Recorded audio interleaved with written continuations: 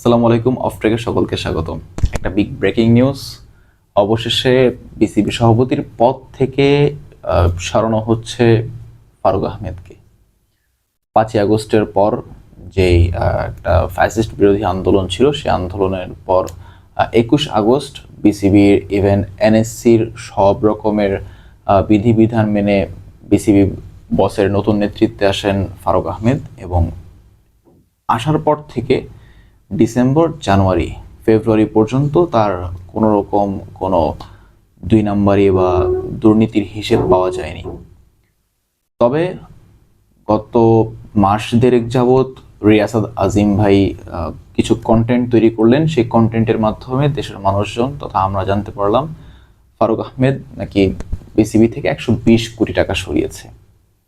এরপর যখন এটা নিয়ে আমি নিউজ করতে যাই, তখন দেখি যে সেখানে পরিমাণটা 120 কোটি না, 250 কোটি টাকার মামলা।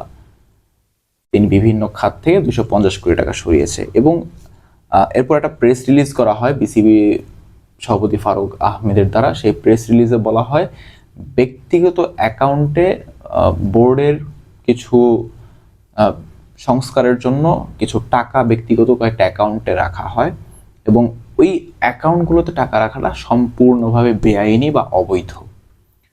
এনএসসির যদি আপনি নিয়মকানুন বা এনএসসির যদি আপনি অনুচ্ছেদগুলো পড়তে যান, তাহলে সেখানে দেখবেন যে ক্রিকেট বোর্ডের কোনো সংস্কারের জন্য যদি কিছু টাকা বা বাজেট রাখা হয়, সেটা কখনো কারো ব্যক্তিগত অ্যাকাউন্টে রাখা যাবে না, সেটা সরকারি ফান্ডে রাখতে হবে। তবে সেখানে আমাদের ফারুক সাহেব কি করলেন, সেটা ব্যক্তিগত অ্যাকাউন্টে রাখলেন। এরপর তার নানান যে কর্মকাণ্ডগুলো ছিল, ইভেন তিনি বিসিবি প্রেসিডেন্ট হওয়ার পর তিনি নাইট ক্লাবে গিয়েছেন, তিনি মদ্যপান করেছেন, তিনি নেচেছেন, এইসব ভিডিওগুলো অধিক পরিমাণে ভাইরাল হয়।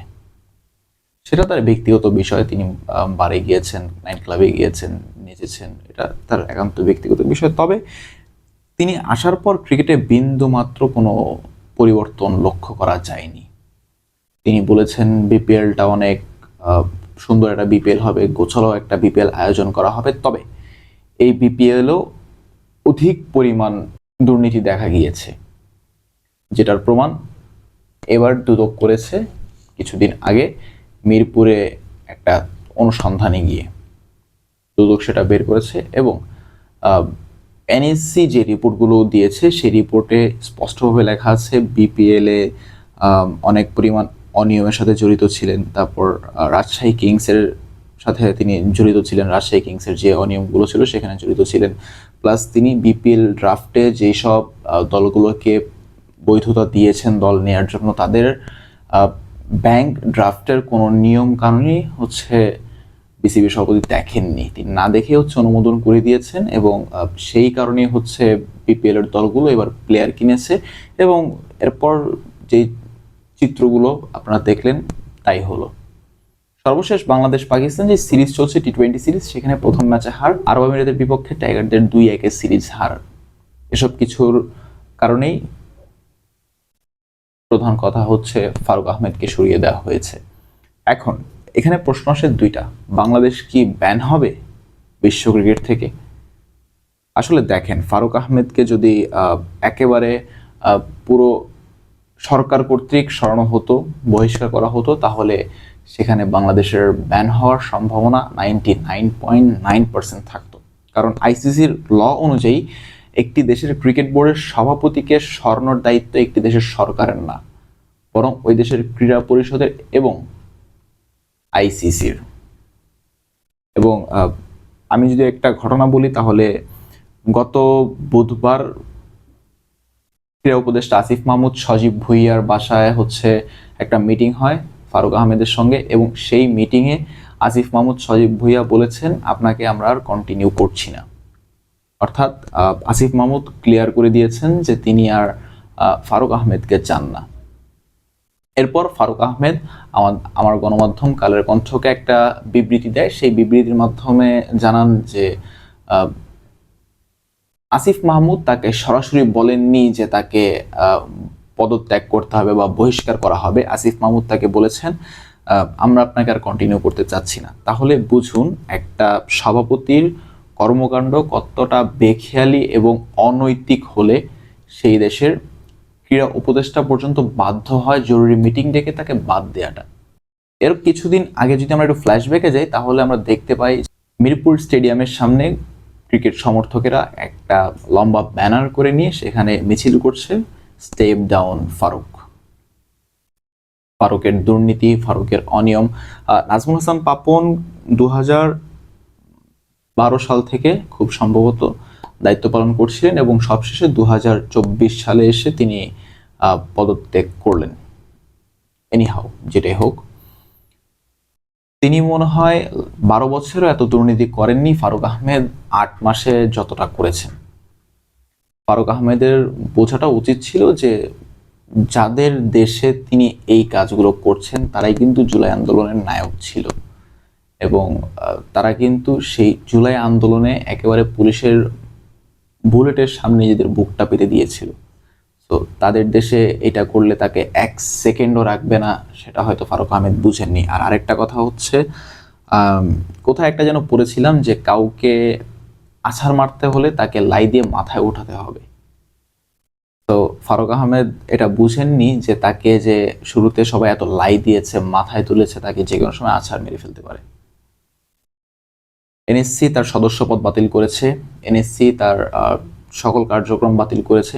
এখন এই মুহূর্তে অফিসিয়ালভাবে ফারুক আহমেদ বিসিবি সভাপতি না। এখন বিসিবি সভাপতি কে হবেন সেটাই হচ্ছে আসল প্রশ্ন, আসল কথা। এখন অনেকে মনে করছেন বাংলাদেশ জাতীয় দলের সাবেক অধিনায়ক এবং বাংলাদেশের প্রথম টেস্ট সেঞ্চুরিয়ান আমিনুল ইসলাম বুলবুল সাহেব বাংলাদেশের ক্রিকেট বোর্ডের সভাপতিত্বের পদে আসবেন। তবে এখানেও কিছু কথা আছে। আমিনুল ইসলাম বুলবুল সাহেব চাইলেই তিনি বোর্ড প্রেসিডেন্ট হতে পারবেন না, বা যে কেউ চাইলেই তিনি তাকে বোর্ড প্রেসিডেন্ট বানাতে পারবেন না। বোর্ড প্রেসিডেন্ট হতে গেলে কিছু নিয়মকানুন থাকতে হয়, তাকে সেই নিয়মকানুনগুলো পূরণ করতে হবে। যেমন যদি বুলবুল সাহেবের প্রেসিডেন্ট হওয়ার খোয়াব থাকে, যদি কেউ তাকে প্রেসিডেন্ট বানাতে চান, তাহলে সেক্ষেত্রে বুলবুল সাহেবের বিসিবির কোনো একটা সেক্টরে থাকা লাগবে, কোনো একটা সেক্টরের সদস্য অথবা প্রধান হিসেবে থাকা লাগবে। আইদার সেখান থেকে তিনি সেখানে না থাকলে তিনি বিসিবি প্রেসিডেন্ট হতে পারবেন না একেবারে ডিরেক্ট এসে, যেটা মাশরাফি পারেননি। মাশরাফি অনেকে চেয়েছেন বিসিবি প্রেসিডেন্ট পদে দেখতে, তবে মাশরাফি বিসিবির কোনো একটা পদে বা কোনো একটা ডিপার্টমেন্টে একজন সদস্য যদি হতেন তাহলে তিনি নির্বাচন করতে পারতেন বিসিবির সভাপতির জন্য। তো আমিনুল ইসলাম বুলবুল সাহেব এখন আইসিসির সাথে কাজ করছেন এবং অস্ট্রেলিয়া থাকছেন, অস্ট্রেলিয়ার কোনো একটা কিছুর সাথে তিনি জড়িত। তবে তাকে তিনি যদি বোর্ড প্রেসিডেন্ট হতে চান তাহলে তাকে বিসিবির কোনো একটা ডিপার্টমেন্টে কোনো একটা সেক্টরে তিনি থাকতে হবে। এবার একটু ফারুক আহমেদের কথায় ফিরে আসি। ফারুক আহমেদের প্রতি অনাস্থা জানিয়েছেন 8 জন, বোর্ডের পরিচালক হচ্ছেন 10 জন ফারুক আহমেদকে নিয়ে। ফারুক আহমেদকে বাদ দিয়ে 9 জনের কাছে অনাস্থাপত্র চেয়েছে ক্রীড়া উপদেষ্টা আসিফ মাহমুদ, সজীব ভুইয়া। সেখানে একমাত্র আকরাম খান বাদে বাকি 8 জন অনাস্থাপত্র দিয়েছেন, অর্থাৎ ওই 8 জনের একজনও ফারুক আহমেদের উপর আস্থা রাখতে পারছেন না ভবিষ্যতের জন্য। এবং তার 1 নম্বর কারিগর হচ্ছে নাজমুল আবেদিন ফাহিম।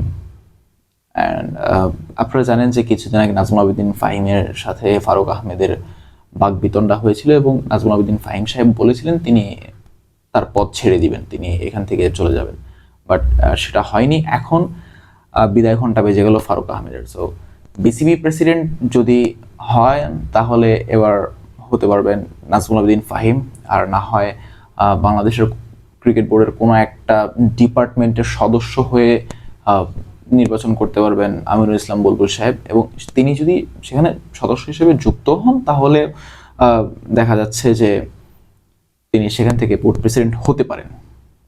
তবে এর আগে বুলবুল সাহেব বোর্ড প্রেসিডেন্ট হচ্ছেন না। তবে অফিসিয়াল নিউজ হচ্ছে এইটাই, বিসিবি বস ফারুক আহমেদের বহিষ্কৃত, তিনি এখন বর্তমানে হি ইজ নো মোর, এক কথায় হি ইজ নো মোর।